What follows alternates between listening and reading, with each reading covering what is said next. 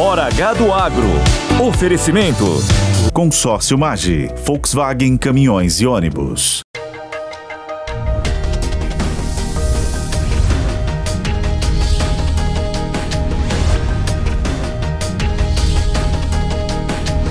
Hora H do Agro. Olá, bem-vindos a mais um Hora H do Agro. Eu sou Mariana Grilli e estaremos juntos na próxima hora falando sobre as principais notícias do agronegócio, inclusive tarifaço. O dia 1º de agosto chegou, as tarifas passam a valer dia 6 e há grandes impactos para o agro brasileiro. Nós vamos falar também sobre uma possível nova lei dos Estados Unidos contra quem tem negócios com a Rússia. Isso pode afetar o mercado de fertilizantes. Então fique por aí, porque o Hora H do Agro está só começando. Chegou o dia 1º de agosto, que era esperado como o primeiro dia das tarifas impostas aos produtos brasileiros pelos Estados Unidos. Mas em uma semana, muita coisa mudou. O presidente Donald Trump assinou o decreto que oficializou as tarifas de 50% aqui para o Brasil, mas colocou uma longa lista que apresenta quase 700 itens como exceções às taxações. Entre eles estão suco de laranja, aeronaves civis, petróleo, veículos e peças e fertilizantes. Segundo a Casa Branca, o decreto entra em vigor no próximo dia 6 de agosto. Contudo, alguns produtos do agro brasileiro não escaparam das tarifas e são eles: o café, a carne bovina, frutas, máquinas agrícolas, pescados e açúcar. Para se ter ideia do impacto, produtores de manga da região do Vale do São Francisco calculam perdas de 80 milhões de reais com o tarifaço. O setor de café, que hoje tem 24% do grão brasileiro importado pelos Estados Unidos, reagiu ao decreto. Segundo o Marcos Matos, diretor-geral do Secafé, agora as negociações devem ser feitas de forma direcionada por produto. Vamos ver. Então é importante destacar que existe uma série de atividades sendo feitas internamente e externamente para mitigar todos esses impactos. É claro que nós vimos a lista de exceção com diversos produtos ali que estão incluídos e outros produtos como café, carnes, que acabaram não entrando nessa lista de exceção. Gera sempre uma tristeza, gera sempre uma expectativa, mas de certa forma está em linha com o que já ouvíamos dos nossos parceiros dos Estados Unidos. A importância do café para a economia americana já é de amplo conhecimento para as autoridades dos Estados Unidos. Os 3 principais secretários da Agricultura, Comércio, Tesouro e Casa Branca. Para cada $1 que nos Estados Unidos importa de café, geram $43 na economia. 2,2 milhões de empregos, 1,2% do PIB, mais de 100 bilhões em salários, 343 bilhões de faturamento total. E o Brasil, como maior produtor, maior exportador e segundo maior consumidor de bebida, é insubstituível nesse mercado. Pelos volumes que são importados, 8,1 milhões de sacas, o Brasil exportou para os Estados Unidos, praticamente 16% de todo o nosso mercado vai para os Estados Unidos, nós somos 33% desse mercado nos Estados Unidos. Mas nessas reuniões, embora seja de amplo conhecimento esse estudo da National Coffee Association, essa conscientização sobre a importância econômica, o próprio secretário de Comércio, Lutnick, e outros membros do governo ressaltavam que para o café haveria necessidade de uma negociação país a país. Depois se falava em lista de exceção. Lembrando que o Brasil agora, com 50%, que entra em 7 dias em vigor, o Vietnã ficou com 20% de tarifa, era 46%, eles conseguiram negociar para 20%, Indonésia era 32%, caiu para 19%, Nicarágua 18% e vários concorrentes do Brasil, como Colômbia, Peru, Equador e Etiópia, 10%. E nós estávamos nessa mesma categoria e fomos para 50%. Então veja, há uma necessidade de negociação e é essa agenda que nós vamos trabalhar daqui para frente. Nesta semana, uma comitiva com senadores da República esteve nos Estados Unidos em busca de estabelecer um caminho de diálogo. A senadora Tereza Cristina, ex-ministra da Agricultura, fez um balanço de como foram esses encontros. Nós falamos com muita gente, nós somos procurados lá no Brasil pelos empresários brasileiros e aqui por empresários americanos. E houve uma sinergia, né, entre esses empresários, todos muito preocupados, tanto aqui quanto lá. E essas pessoas, alguns têm mais influência, outros menos, depende do tamanho das empresas, da aproximação que eles têm com o governo, com a Casa Branca.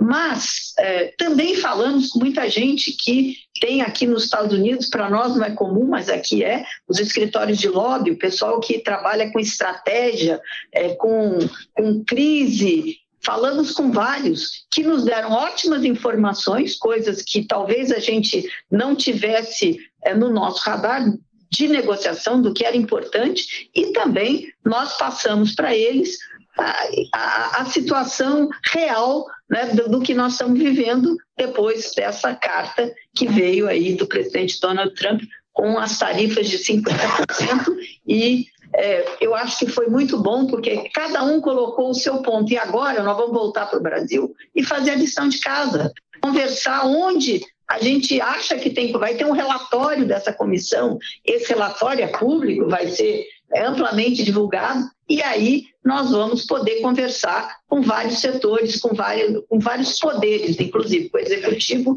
principalmente sobre a parte pública. Enquanto isso, os setores que não entraram na lista de exceções do tarifaço defendem negociações mais intensas por parte da diplomacia e também a adoção de auxílios. Além disso, eles também solicitam ajuda para buscar esses novos mercados. Para falar conosco sobre as perspectivas para os setores afetados, nós vamos conversar novamente com Carlos Cogo, consultor de agronegócio, que acompanha o tema, está afiadíssimo. Obrigada pela participação novamente aqui no Hora H do Agro, Cogo. Já aproveito para te perguntar, em relação aos setores que continuam sendo taxados, quais as perspectivas imediatas? A gente queria tentar propor aqui um serviço para quem está nos assistindo, né? O que imediatamente se espera, pelo menos do setor de carnes, de frutas, que a gente tem certeza, ou pelo menos no curto período, que a taxação vai se manter para esses, né? Perfeito, eu que agradeço, Mariana, o espaço.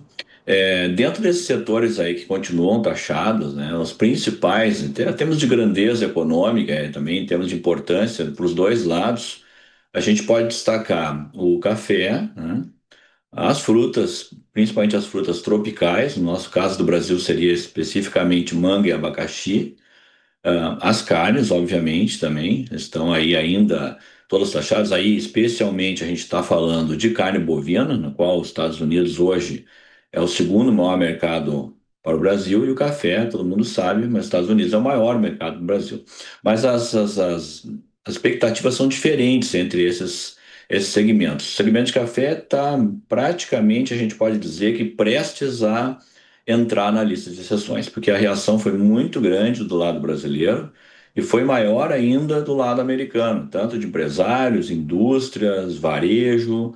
Houve realmente até mesmo no início, houve uma certa surpresa do lado de lá, pois eles tinham quase que certeza que o café estaria incluído na lista de exceções. Então, a gente está aí na iminência de que café seja brindado, aí, vamos dizer assim, com a inclusão na lista de exceções, né? E vai ser aí realmente um grande trunfo para o Brasil. Outro setor que está também bastante próximo de uma exceção, de entrar na lista de exceções, são os setores de frutas frescas tropicais. No caso, especificamente, como eu comentei, a manga e o abacaxi, né, foram as mais citadas lá mesmo nos Estados Unidos, e isso poderia ser de uma outra forma. Eles abririam para todos os países, inclusive o Brasil, pois são frutas que não existe autossuficiência nos Estados Unidos. Já do lado de carnes, a expectativa não é boa. A gente tem uma reação do lado de lá, do lado americano, os pecuaristas estão pressionando o Trump no sentido contrário, para que não reveja uma posição da carne, não inclua ela na lista de exceções, mantenha com a tarifa de 50%, que na verdade para a carne bovina, vamos deixar bem claro, iria para 76,4%. Nós já tínhamos uma alíquota de 26,4%, então chegaria a um nível quase absurdo, você quase que dobraria o preço da carne bovina, ela simplesmente perderia espaço no mercado americano. Os cenários, então, são distintos realmente, né? E eles parecem mais promissores nesse momento para café e, em segundo plano, para frutas. E você traz essa análise, acompanhando aí na ponta, essa questão do café, porque isso, sim, a gente assistiu essa pressão, principalmente nesses últimos dias, né? Conforme foi chegando o mês de agosto, conforme, inclusive, a própria comitiva lá dos senadores foi para os Estados Unidos, a gente viu que o café realmente entrou ali num ponto muito crucial. Claro, todos os setores têm os seus pesos, mas café, algo muito específico pelos volumes, né? Você que também tem um trânsito entre membros do Ministério da Agricultura, queria entender um pouco, Kogo, como que você avalia essa volatilidade, né? Assim, essa incerteza para o comportamento do preço do café? Porque, assim, te pergunto isso porque a gente está olhando para uma situação de que, se for taxado, não é uma taxa pequena, né? São grandes taxações, isso mexe com contratos, isso já mexe com os embarques, né? A gente já vê cargas ficando no Brasil. Como que você avalia esse momento para o cafeicultor, num momento de pós-colheita, inclusive, né? Como que existe, como que é a sua análise para esse segmento específico? Lembrando, né, que o café é uma commodity que já vinha com as cotações domésticas em baixa, né? Tanto os preços do Robusta, do Conilon, quanto do Arábia. Nós estamos aí realmente num período de praticamente finalização de colheita da safra 25-26, e o mercado interno já vinha reagindo com baixas bastante acentuadas. No caso do Robusta, o preço caiu 48% nesses últimos 45 dias, e o Arábica 23%. Então são quedas importantes, né? Só que o mercado tomou duas direções distintas. Alta dos futuros em Nova York e baixa do físico, gerando um descolamento das cotações externas em relação à cotação interna. Aliás, muitas pessoas ficam confusas um pouco com isso, né? Eu acho que então vale a pena a gente até explicar um pouco como é que funciona isso. Lembrando, né? A Bolsa de Nova York, ela tem aquela questão dos estoques certificados, do hedge, da proteção dos fundos de investimento, dos fundos, dos hedge funds, etc. Então, a sinalização de menor oferta por parte do Brasil, risco de não haver como honrar negócios futuros, risco de alta de preço por escassez no mercado americano reflete-se em alta nos futuros. E no Brasil, ao contrário, o movimento é o contrário. O produtor não teria mais mercado, uma fatia importante da sua produção, que é exportada, geraria uma sobreoferta no mercado interno e os preços recuam, associados já à baixa vinculada à colheita da safra atual, né? Então, são dois movimentos bastante distintos, né? E isso também assusta os americanos, tanto do lado dos consumidores, como dos varejos, da indústria, até o governo, né? Porque haveria também uma pressão inflacionária e até mesmo risco de desabastecimento, porque nós estamos falando de 8 milhões de sacas, teríamos mais aí em torno de 4 milhões de sacas para enviar daqui até o final do ano. Isso, você não realoca isso no mercado global da noite para o dia. Você não, porque você tem Vietnã, Indonésia, realmente a Etiópia vem crescendo como fornecedor de arábica, mas você não realoca isso no mercado que está super ajustado, com os estoques no menor nível da estatística de história do café. Então não é uma situação simples para eles mesmo, é tão complexa quanto para nós aqui. Temos que acompanhar com lupa, né? Porque isso mexe no comércio global e, inclusive, no Brasil, né? No consumidor brasileiro, dependendo do rearranjo que for sendo seguido. Agora, eu queria trazer um pouco também da sua análise em relação a alternativas, né? Porque para esses setores que continuam sendo taxados, pelo menos até, né, a segunda ordem, porque a gente sabe que o Trump também tem um pouco desse comportamento de, às vezes, voltar atrás, essa lista pode aumentar, mas com tudo como está agora, além de buscar novos mercados, que tipo de auxílio, que tipo de política pública que o governo brasileiro poderia adotar para ajudar esses produtores, por exemplo, como a manga no Vale do São Francisco, né, que você também trouxe aí, é um setor muito importante, inclusive, para essa região do país, né? É uma atividade econômica muito relevante para essa região do país também. E a gente está falando que muitas vezes são produtores de pequeno porte, médio porte. Que alternativas que você enxerga que poderiam ser melhor articuladas com o governo federal para além da abertura de novos mercados, porque essa parte diplomática demora também, né? Ok, mas demora, mas a parte diplomática ainda é a via mais correta e mais viável. O governo brasileiro tem que esgotar todas as negociações de caráter diplomático, negociações comerciais. Elas estão ocorrendo, mas ainda não no nível que se esperava, né? Governo, o presidente falando diretamente com o presidente, uma coisa realmente mais agressiva, mais forte, mais presente, para que houvesse realmente uma clareza de que está havendo essa negociação em caráter, em caráter diplomático e que está se dando a devida importância para o problema, né?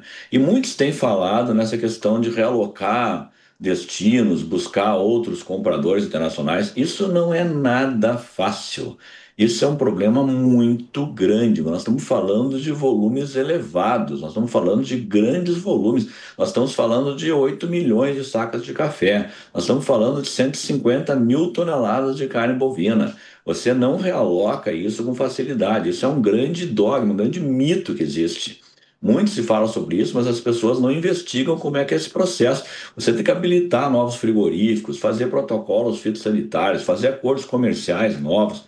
É um processo lento, demorado, burocrático, oneroso e não é fácil. Claro, você pode buscar, como está se mencionando na mídia, coisas pontuais, realocar talvez para merenda escolar, uma parte das frutas, etc. Ok, todas as ideias são bem-vindas.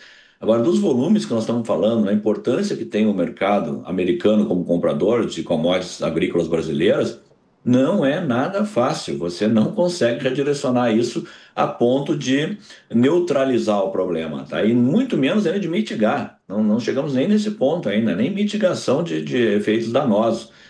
Realmente, a meu ver, a melhor saída é a negociação. Negociação, negociação e negociação.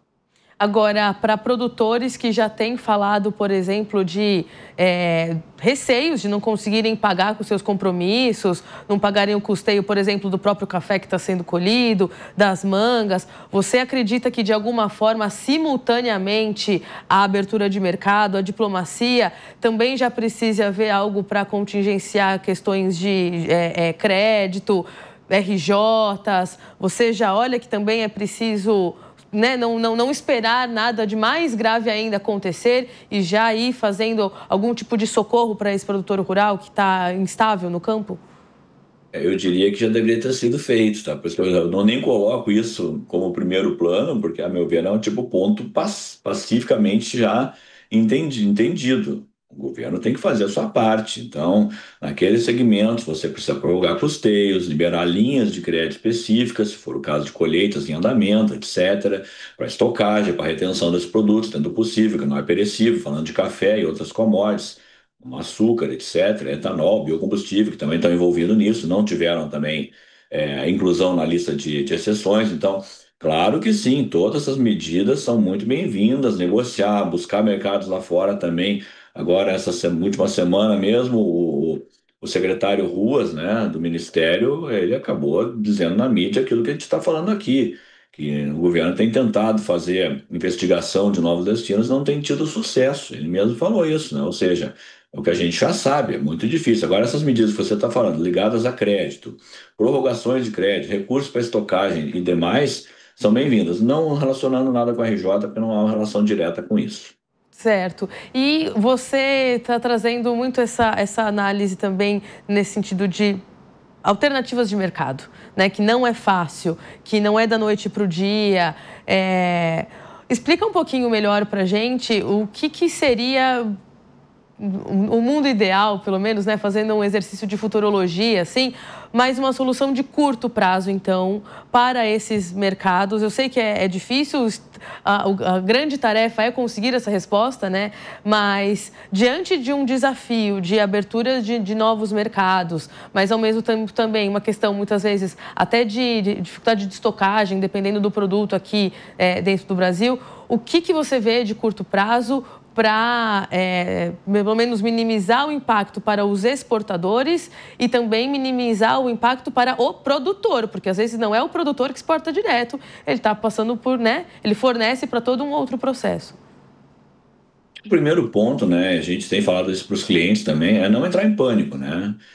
Produtos passíveis de estocagem, vamos falar aí, então, café, etanol, carnes de forma mais limitada, açúcar, etc. Você deve sim estocar dentro do possível e não ofertar no mercado agora, não só levar aquele a nível de pânico e começar a desesperadamente buscar a venda a qualquer preço ou inundar mais o mercado ainda, né? Não fazer isso, cara. Sempre falando dentro do possível. Às vezes há compromissos financeiros, etc., a qual o governo também pode auxiliar prorrogando. Então, essa é a primeira estratégia. Já em frutas frescas, a situação é muito complexa, realmente muito complexa, e em alguns casos, como o pescado, por exemplo, você tem uma criação de tilápia. Hoje no Brasil o principal peixe é pescado, é tilápia, que é o principal pescado exportado. O lote está pronto, ele já terminou a engorda, você não consegue redirecionar isso facilmente, não há estocagem disso, não há capacidade. Câmaras frias são limitadas, você não tem capacidade de estocagem para levar isso por longo tempo, então esses setores realmente são mais sensíveis, né? Todo esse setor que envolve perecibilidade ou dificuldade de espaço de estocagem, realmente o problema é maior, né? Então, isso, às vezes, a situação se torna mais complexa ainda quando o comprador lá fora tem um share tão grande, mas tão grande, que você não consegue nem pensar em realocar parte daquele volume que não foi exportado. Aí vamos leia-se café e até mesmo carne bovina. Os frigoríficos carne bovina estão indo mais adiante. Já unidades paralisando, né? Não fazendo abate daqueles lotes que são direcionados ao mercado americano, aquele tipo de corte, e parando a produção, o que já implica numa queda do preço do boi gordo para aqueles fornecedores, né? Então, os reflexos já estão acontecendo, né? Eles já provocaram baixa, ou em alguns segmentos mais, em outros menos, mas eles já estão ocorrendo até mesmo antes da data de início que já ocorreu. Sim, a gente já vem observando esses reflexos dentro do mês de julho mesmo, né? Você traz essa questão sobre carne bovina e reflexos. Então, um dos reflexos é, por exemplo, já a diminuição das operações em si. Eu queria entender se a gente já consegue estabelecer algum tipo de reflexo, de correlação em relação à precificação de como que vai ficar os grãos em relação a isso. Porque, de alguma forma, a gente fala muitas vezes de grãos para o mercado de ração. E se a gente está vendo lá na ponta frigoríficos mexendo nas suas operações, isso já está fazendo algum efeito cascata para cotações de grãos, para soja, milho, olhando 25, 26? Ainda é muito cedo para falar. Queria que você ajudasse a gente a mapear isso para soja e milho, porque temos falado muito de café, carne bovina por conta de taxação, mas a soja e o milho não param nunca e devem estar sentindo esse reflexo, né, Kogo? Ah, sem dúvida, né? Então, no caso da soja, dos grãos, especificamente a soja, que é uma commodity mais exportada para o Brasil em volume, em dólares, aqui está havendo benefício para o Brasil, né? Os Estados Unidos ainda não conseguiram selar um acordo que envolva grãos com a China. A China, então, segue impondo uma tarifa para importar grãos americanos, não tem interesse nenhum na soja americana, não está comprando soja americana, não está nem comprando no mercado disponível, nem programando compras para o ano que vem. A China está fora do mercado americano. Isso está pressionando para baixo os futuros da soja em Chicago e elevando os prêmios pagos nos portos brasileiros. O prêmio para embarque em setembro desse ano em Paranaguá está cotado a $1,85 positivo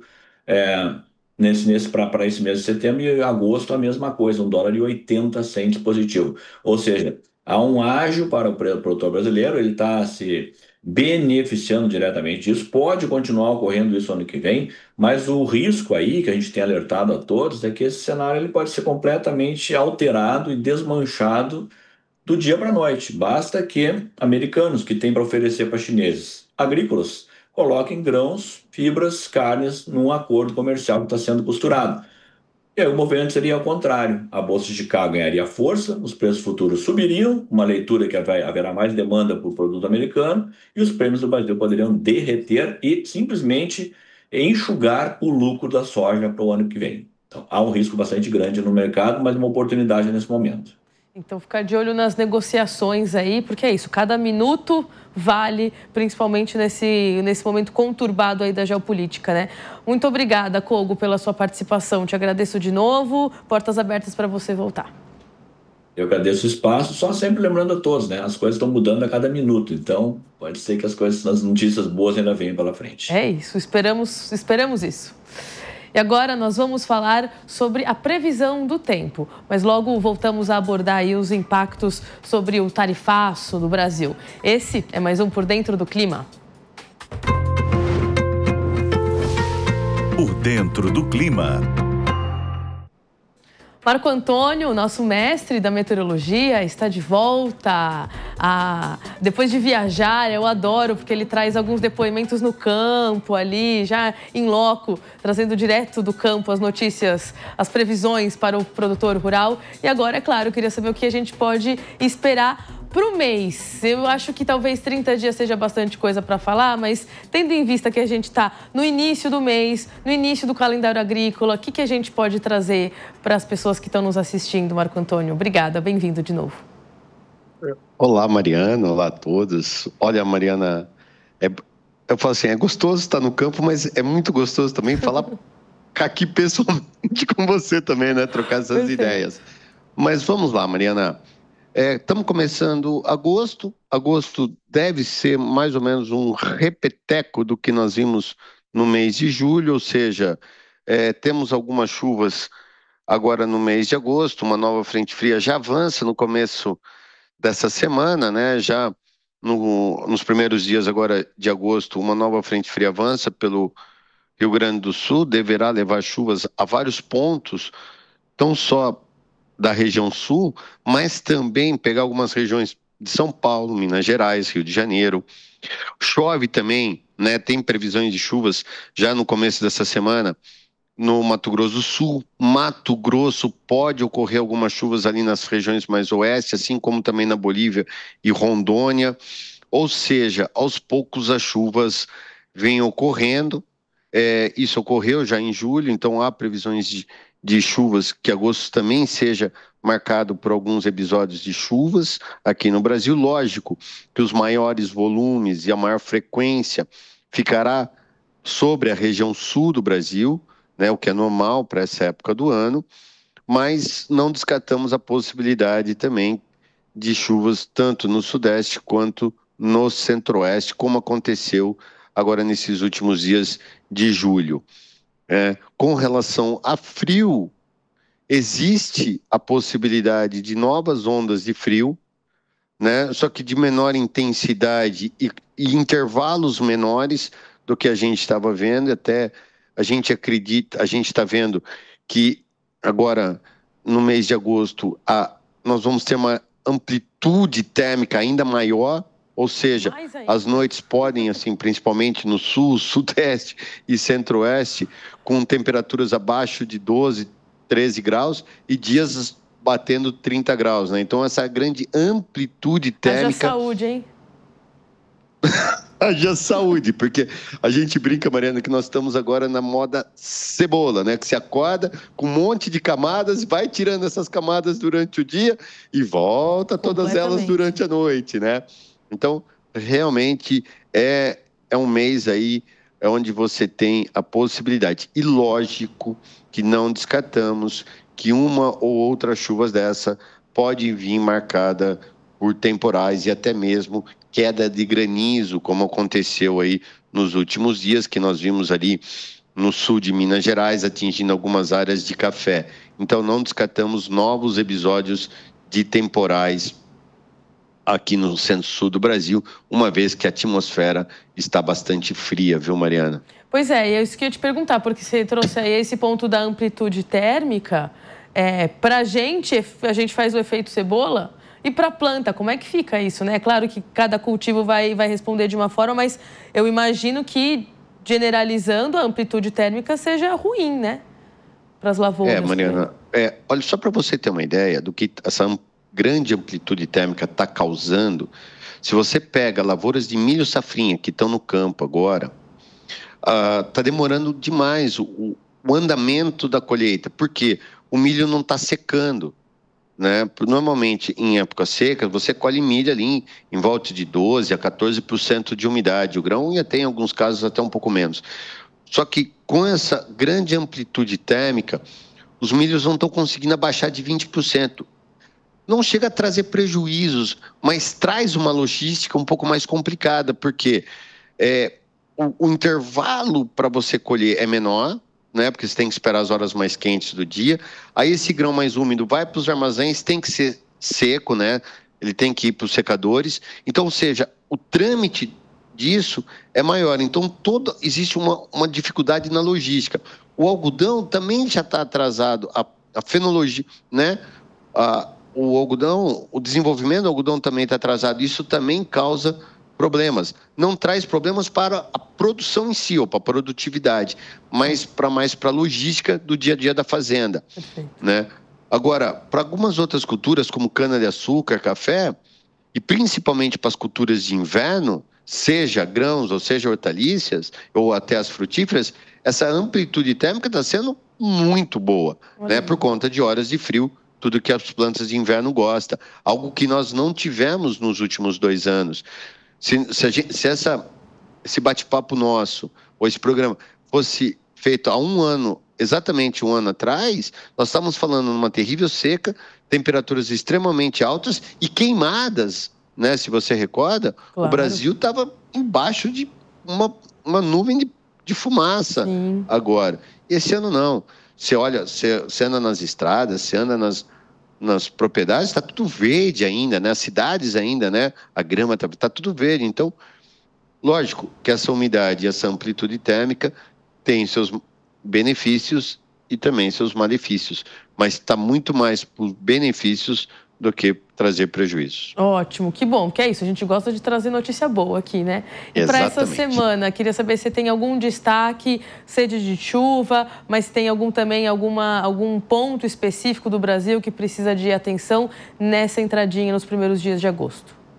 Vamos lá, Mariana, então temos alguns destaques para essa semana. Primeiro, as chuvas no sul do Brasil, que podem vir em alta intensidade, isso trazer alguns transtornos aos produtores. Porém, essas mesmas chuvas, mesmo que em altos volumes, mantêm uma condição excepcional para o desenvolvimento das lavouras de inverno, em especial o trigo e a aveia.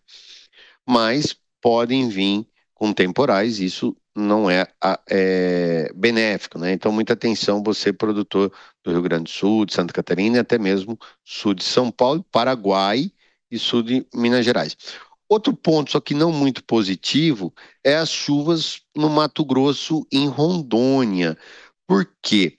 Essas chuvas que estão sendo previstas tanto no Mato Grosso quanto em Rondônia podem atingir áreas de algodão.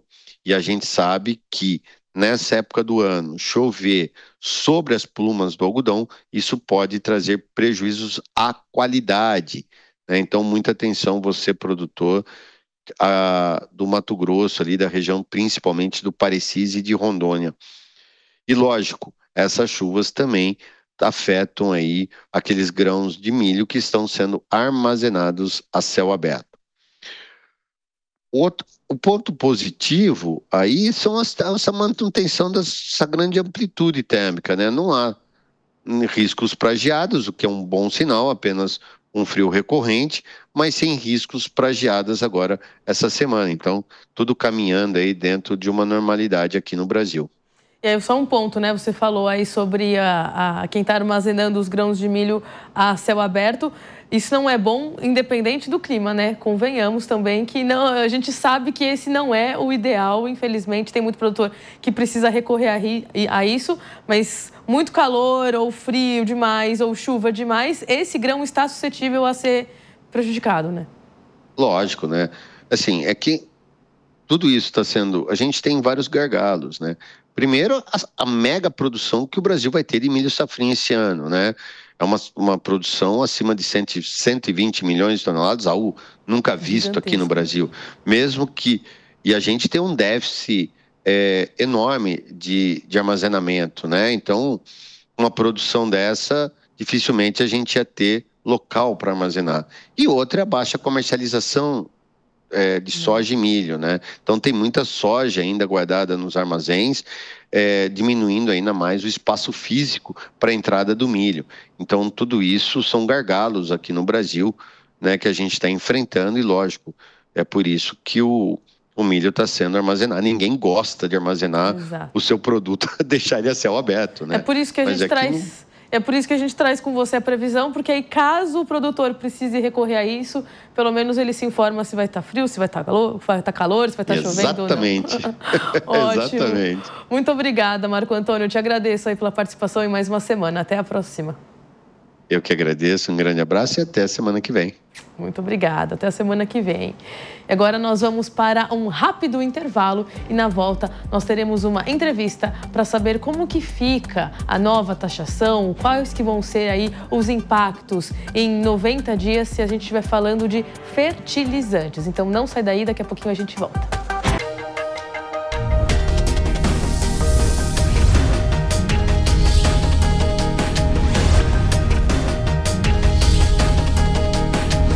Hora H do Agro.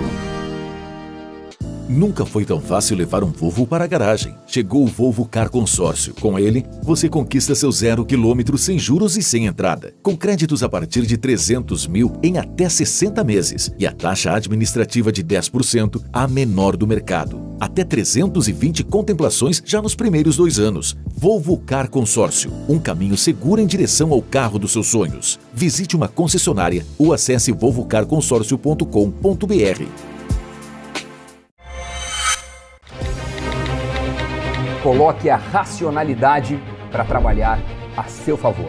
O primeiro dos 5 passos da caminhada financeira que vamos apresentar neste curso tem um nome que não é em vão. Faça um pedido ao seu dinheiro. Neste curso você também vai aprender a tomar decisões financeiras por conta própria, levando em consideração o que é mais importante. Eu vou te dar 4 dicas para você saber encarar os seus monstros financeiros. Você deve se preparar para encarar este curso como a oportunidade de conhecer um lado diferente do dinheiro para o qual a maioria das pessoas não dá atenção.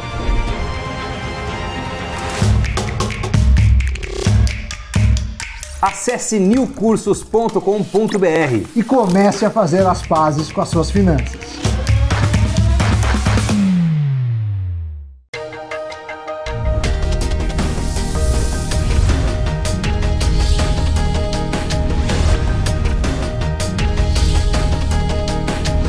Hora H do Agro. Estamos de volta com o Hora H do Agro aqui na Jovem Pan News. Esta semana, a comitiva de senadores que esteve nos Estados Unidos se deparou com outro assunto que reflete no agro. O país presidido por Donald Trump pretende sancionar uma lei contra os russos. Isso pode penalizar países que têm negócios com a Rússia, como é o caso do Brasil. Ou seja, a importação de fertilizantes da Rússia pelo Brasil pode piorar a situação que já está conflitante com o governo americano. Isso pode gerar mais punições econômicas. A senadora e ex-ministra da Agricultura, Tereza Cristina, integrou a comitiva lá em Washington, nos Estados Unidos, e ela afirmou que os parlamentares americanos ouvidos pelo grupo manifestaram preocupação com as compras de fertilizantes feitas pelo Brasil. E uma nova crise, então, pode estar no horizonte dos próximos 90 dias, caso os Estados Unidos assinem essa lei anti-Rússia. Para avaliar conosco os riscos dessa lei americana e como que o mercado deve refletir as consequências disso tudo, nós vamos conversar com o Júnior Crossara. Ele é analista especializado no mercado de insumos agrícolas. Bem-vindo, muito obrigada pela participação aqui no Hora H do Agro. Os Estados Unidos, eles estão então avaliando essa assinatura dessa lei. Queria entender se isso já acende o alerta para a comercialização de fertilizantes, se já de alguma forma a gente consegue ver alguma influência nas cotações nesse momento ou ainda é muito cedo, uma coisa de cada vez? É um assunto importante que você traz, né, em pauta. Realmente sim, né, tem uma discussão, né, e avanços, né, indícios que isso possa acontecer e que para a gente nesse momento é mais um indicador, mais uma variável, né, que realmente pode impactar no agronegócio. As nossas compras, né, de fertilizantes está em torno de 80%, já deveria estar, né, em torno de 90%, ou seja, a gente tem hoje uma comercialização de fertilizantes atrasados, principalmente, né, em regiões como Rio Grande do Sul, que pode chegar aí a 40% ainda, né, para acontecer. Ou seja, nós temos ainda um ambiente e um cenário, né, para a safra 25 e 26 que está ainda em atraso. Hoje, Mariana, e a gente tem que falar que é hoje, né, porque cada dia é um dia, né, nessa turbulência que nós estamos vivendo, realmente a gente não teve nenhum impacto. Há sim uma tendência, né, de estabilização de preços, né, das principais fontes, né, de MAP, ureia, né, e também, né, de cloreto de potássio. Só que essa estabilização de preço é uma estabilização em alta, né, ou seja, em índices, né, de preços que realmente comprometem a rentabilidade do agricultor. Então, nós temos um cenário hoje, né, de preços altos, uma relação de troca, que isso é importante, né, que vem melhorando até pela questão de aumento de preços, né, de algumas commodities agrícolas, que está muito influenciada pelos preços, né, que a gente tem de prêmios, mas hoje é uma situação que realmente preocupa para a gente trazer mais uma variável dessa pelo impacto que pode trazer. Lembrando que a Rússia é responsável hoje por 30% das importações de NPK, né, que é os nutrientes básicos que nós temos. Do outro lado, esses 30%, que é algo quase em torno de 4 bilhões, né, dos 13 bi que nós importamos, né, de fertilizantes, nós não temos nenhuma outra opção a curto prazo de substituição, ou seja, isso, além, né, de impactar em custos diretamente, estaria também aí uma restrição, né, de uma fonte fundamental para o nosso agronegócio, praticamente em todas as cadeias. Pois é, fertilizante é um insumo que não dá para ficar sem, né? Você falou aí do NPK, é praticamente o arroz com feijão da planta, da agricultura brasileira, né? E a gente, até onde eu me lembro, corrija-me se estiver errado, mas eu me lembro que a projeção para 2025 era de crescimento para o setor de insumos, de uma forma geral, isso incluía também os fertilizantes. Isso se mantém quando a gente olha lá para dezembro, olhando para todos os insumos, ou de alguma forma essa bagunça geopolítica que tem colocado o mundo de perna para o ar também já compromete o ritmo dos insumos de uma forma geral? Inclusive agora, né? A gente está falando de um início de safra 25-26, período estratégico para os fertilizantes, né? Ele pode comprometer sim, Mariana, isso também é outro ponto importante. Eu acho que não só também, né, o tamanho do mercado, mas a rentabilidade das empresas. Quando você olha, né, o tamanho do mercado, nós aqui da consultoria tínhamos uma previsão de crescimento de até 3%, né, nas entregas, algo em torno aí de 46,5 milhões de toneladas de fertilizantes. A gente vê que esse mercado, né, que ainda tem 20% para rodar, dificilmente ele vai se concretizar.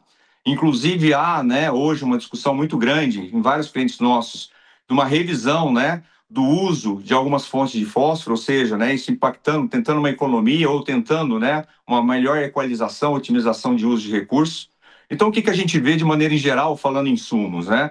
Talvez uma lateralização, ou seja, um mercado que pode andar de lado em termos, né, de entregas, 45,4 milhões de toneladas, né, de NPK, um crescimento na parte, né, de defensivos, algo em torno de 3%, essa projeção já chegou a 5%, isso muito também porque as nossas previsões, né, de aumento de safra, né, de soja, que é o grande cultivo, realmente ainda se mantém, algo em torno de 1,3%, o mercado de sementes aí, até pela retração que teve, um crescimento de 5%, e aqui a gente quer destacar segmentos como, né, de especialidades, são bioinsumos, né, fertilizantes especiais, com crescimento aí acima de 2 dígitos, né? É uma solução, é um mercado, né, que realmente demanda, né, novas tecnologias e é um mercado que não cresce como, né, aos últimos 5 anos a taxa de 35, 40, mas é um crescimento de 2 dígitos, que a gente pode, né, olhar para biológicos algo em torno de 16% e nutrição, né, algo em torno aí de 9 a 10% no crescimento do ano.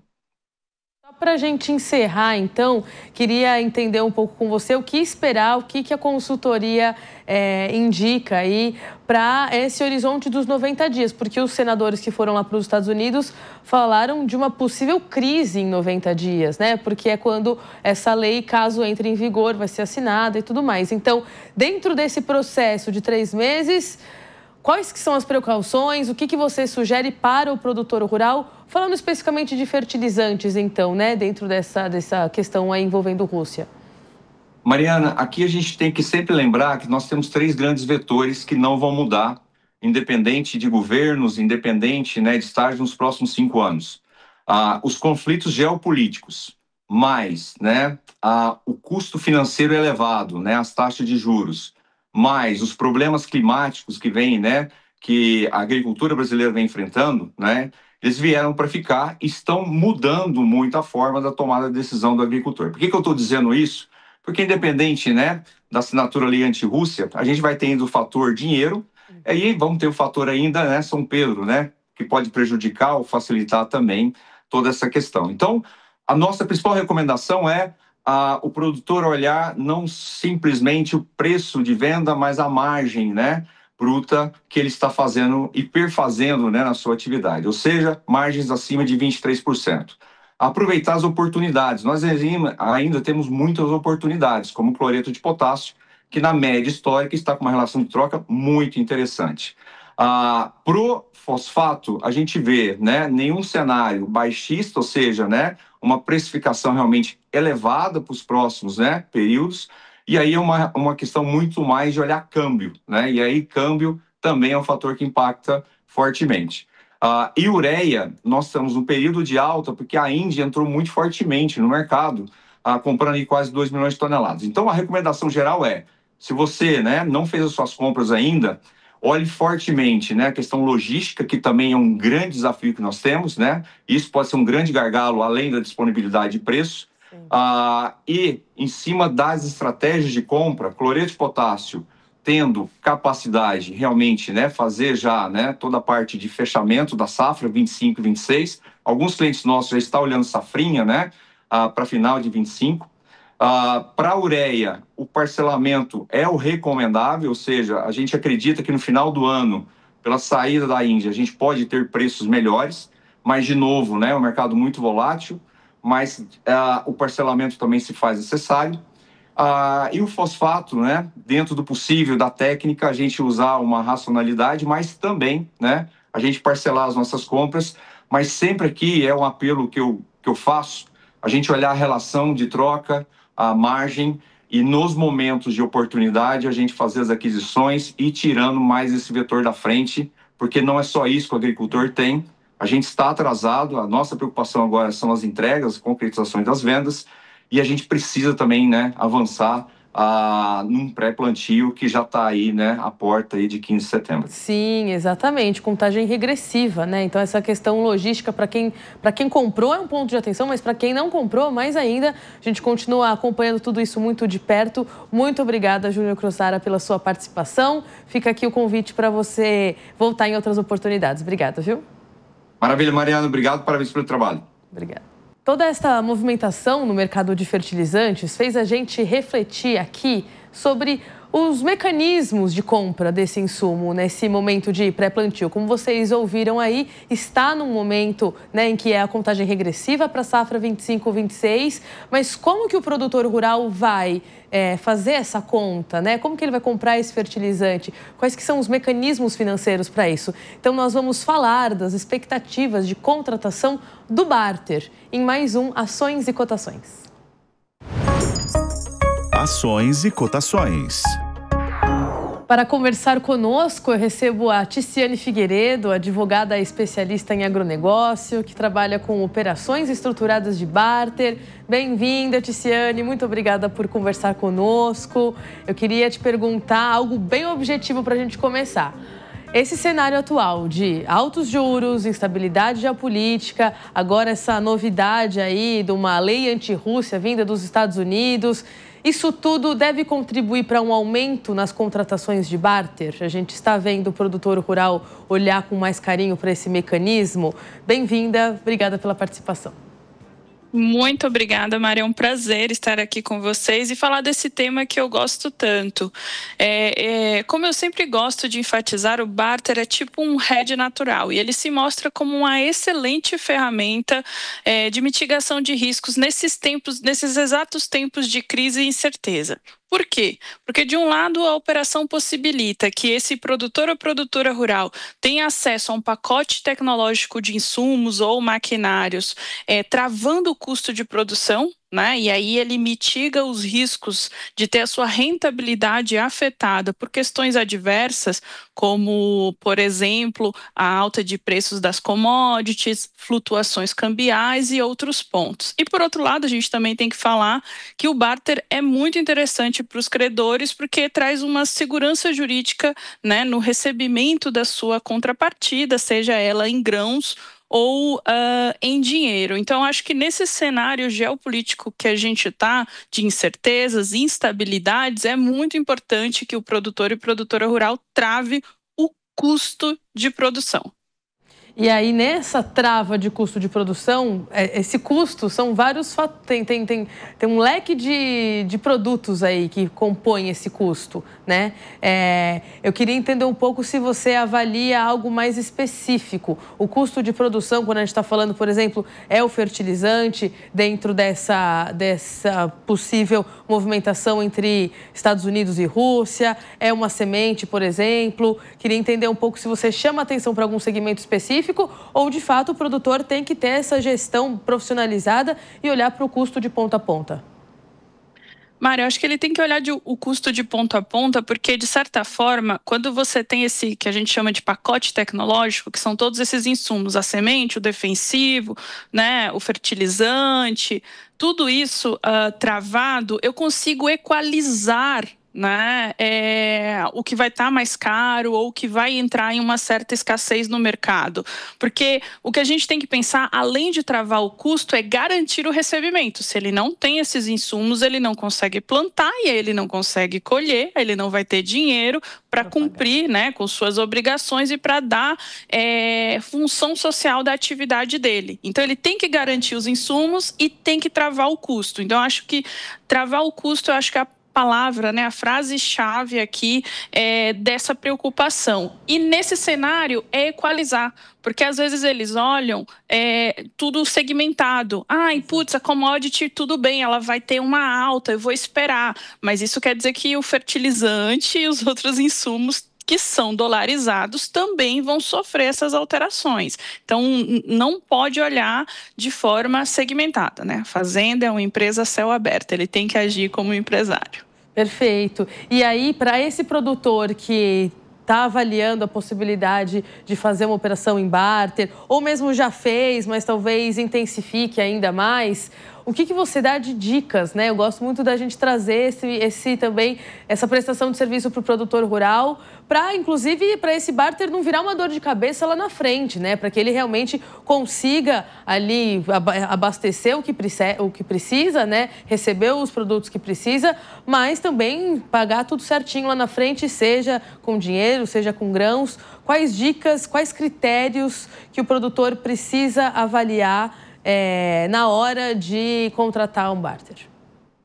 Acho que a primeira palavra-chave é ele saber qual é o custo de produção dele, tá, Mari? Muitos não sabem ou fazem operações, de certa forma, inadequada, não só o de barter, mas da venda da produção também lá na frente, né, que faz parte da estrutura, porque ele sequer sabe o seu custo de produção, né? Então, eu acho que ter essa gestão e governança é muito importante. Quando a gente fala de crédito, e a gente está falando num cenário de juros em que o dinheiro vai estar mais caro, a gente fala de escassez de crédito. A escassez de crédito está relacionada também à escassez de garantia e ao estágio de inadimplemento do setor. Então, o produtor tem que olhar que o credor, seja ele uma trade, uma agroindústria, uma instituição financeira, vai olhar o quê? O score de crédito dele. Ele tem que ter um histórico bom, né, de pagamento, ou que seja renegociação, nem tudo são flores, mas que ele seja, né, alguém que pague as contas ou renegocie de forma adequada. ele precisa ter garantias, né? E aí, quando a gente entra nas garantias, Mari, é que o produtor sofre, porque é mais difícil e ele se estressa. Mas por quê? Precisa de uma governança, né, da propriedade. Documentação tem que estar adequada, né? A gente tem que estar... Por exemplo, se a gente escoar tudo agora ou intensificar o escoamento para a Europa, como é que a gente vai dar com um Green Deal ali, né? Tem que ter compliance socioambiental, até talvez maior do que a nossa legislação exige, sim, né? É isso que é um livre comércio. É o que é um livre comércio, né? Se o consumidor quer daquele jeito e você tem condições de ofertar desse jeito, você tem que se adequar a fazenda para isso. Então, ter uma governança da documentação, né? Uma gestão do seu score, de como ele está de crédito, e um compliance socioambiental vai ser o que vai definir ele nesse cenário que, sim, o crédito está mais escasso. Mas eu vou abrir um super parênteses, não é que não tem dinheiro, né? A Faria Lima está cheia de dinheiro, mas não vai dar para qualquer um. Com certeza, com certeza. E é por isso que a gente ficou se perguntando se o barter, de fato, vai, né, chamar mais atenção do produtor nesse momento... Isso, conturbado, muito volátil. E aí, só para reforçar essa pergunta, você acredita, então, que para os próximos meses exista uma alta na procura do barter? Ou pelo menos uma intensificação da busca por entender o mecanismo? Mari, eu acredito que sim. O que aconteceu? Pós-pandemia, a gente teve um cenário em que os produtores desapegaram um pouco da operação porque eles ficaram muito encantados com as altas de preços da commodities. E a gente viu que esse descasamento, né, que o barter ele é um hedge natural. Esse descasamento também ocasionou uma falta de governança surreal, porque os preços dos fertilizantes não acompanharam isso. A gente teve cenários que eles sempre estavam esperando a alta da soja, então ficou muito mais esperança do que governança, né? Então eu acho sim que a gente vai voltar para um cenário de crescimento das operações, tá? Porque os produtores vão olhar o cenário político com um pouco mais de cautela, né? E a operação de barter, ela é muito interessante para ele travar custo de produção e garantir os insumos. Então, eu acho que eles vão procurar, só que eles precisam entender o custo de produção e fazer governança, né, da documentação, senão, de fato, ele não vai conseguir acessar essas ferramentas que estarão disponíveis no mercado, tá? Perfeito. Muito obrigada, Tice, pelas explicações. A gente continua acompanhando esses desdobramentos aí de perto. Ficam de portas abertas aqui para você voltar com outras análises. Obrigada, viu?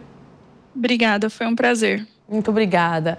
É isso, a gente está falando de barter, está falando de fertilizantes, falando também de todos esses segmentos que são impactados pelo tarifaço, mas por enquanto o nosso programa fica por aqui. Você continua conectado nas nossas redes sociais, ligado na programação da Jovem Pan News. Muito obrigado a você, obrigado pela sua companhia, obrigado a todo mundo que faz esse programa acontecer. Eu te encontro na próxima semana. Até lá, um abraço.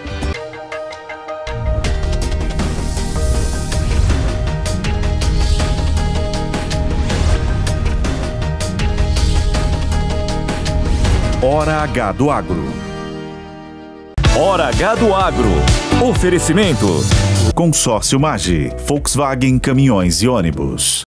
A opinião dos nossos comentaristas não reflete necessariamente a opinião do Grupo Jovem Pan de Comunicação. Realização Jovem Pan.